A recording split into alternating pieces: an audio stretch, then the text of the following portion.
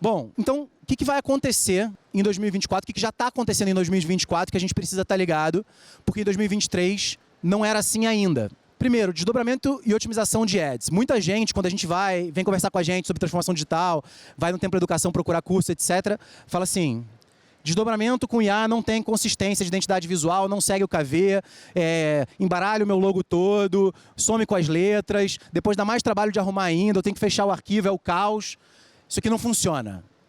Fake news. Por que eu estou falando isso? Porque isso é a realidade das ferramentas do ano passado. Esse ano a gente já tem várias ferramentas que trabalham de formas distintas sobre isso. Desde as nativas, tá, até as nichadas. Muitas vezes, quando a gente fala de IA generativa, a gente pensa nos LLMs, nos grandes modelos de linguagem, no ChatGPT, no Llama, no Gemini, antigo Bard, no Claude, etc. Mas tem muitas ferramentas de nicho que integram esses motores e criam as suas próprias interfaces, e com essas interfaces criam uma maneira de tornar o caso de uso simples e fácil para quem está na ponta. Tá? Esse é o caso, por exemplo, de desdobramento de anúncios. Então a gente tem um case aqui da Coisa Bela, que teve um resultado de 50% de aumento no ROI de anúncios criados por IA, com 12% de diminuição no investimento total, e ali um testemunho do diretor de marketing da Coisa Bela, falando que não quer nunca mais trabalhar com anúncios criados por seres humanos. Isso significa que eu não deveria ter revisão, que eu não deveria ter uma análise crítica? Claro que não. Toda vez que a gente trabalha com IA, a gente deve ter análise crítica, a gente deve ter revisão, evidentemente. Mas isso não significa que eu não possa automatizar 80% do processo, certo? Então aqui a gente tem um videozinho que deve estar entrando aí para vocês, mostrando a ferramenta nativa do Google, versionando peças a partir de prompts, mudando linguagem, mexendo de diferentes formas. Pode ser em vídeo, pode ser em texto, pode ser em imagem. E é um exemplo banal de como é que faz isso. O Google é o único que faz isso nativamente? Não, a gente tem várias outras ferramentas que fazem isso. Eu vou mostrar para vocês já que eu prometi um toolbox. É isso que a gente vai ver aqui na sequência. Acho que deu para pegar aqui já o espírito da coisa. Esse é aquele slide que você tira a foto para olhar depois. Então, para fazer a criação das peças, ChatGPT 4, Midjourney nas imagens e agents. O que são agents?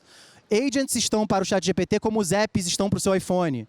Né? Eles são versões especializadas do ChatGPT, o Claude também tem isso, em breve todos esses grandes modelos de linguagem vão ter isso, e você pode desenvolver agents sem saber programar nenhuma linha de código, rapidamente, seguindo uma série de passo a passo, criando um bom prompt, sem nada de linguagem de programação. Tá?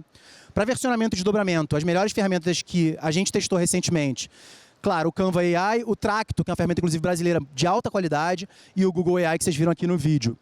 Não existem outras? Claro que existem. Lá no Instagram do Templo tem uma galera postando hoje outras ferramentas, mas eu não testei, eu estou trazendo para vocês as que eu considero que, nesse momento, estão mais prontas para você fixar. Essa é a minha identidade visual, essas são minhas cores, minhas fontes, meu logo, meu KV funciona assim, agora desdobra com essas variáveis aqui. Aí ele vai lá e desdobra para você. E a gente sabe que desdobramento é uma coisa que toma muito tempo de quem está produzindo peças, de quem está produzindo campanha, de quem está testando anúncio, etc, etc, etc. Bom, segundo caso de uso que você precisa usar em 2024 para aproveitar essa oportunidade de assimetria temporária de produtividade. Tá?